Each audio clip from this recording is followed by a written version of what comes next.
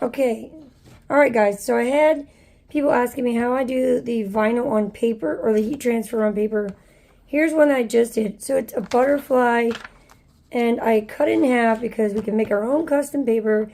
You can make a tag out of this. You can make embellishments. Use the whole page for your journal. I'm going to show you real quick.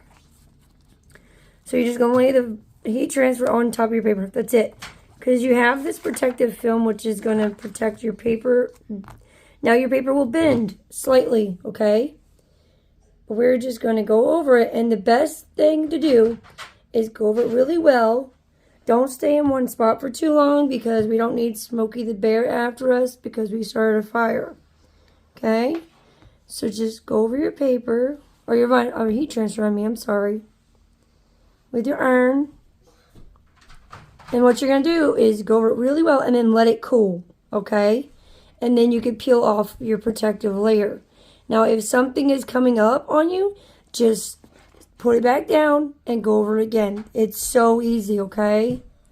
So that's all you have to do, and you are good to go. I hope this helps, and I hope you guys have a great day. Bye, y'all.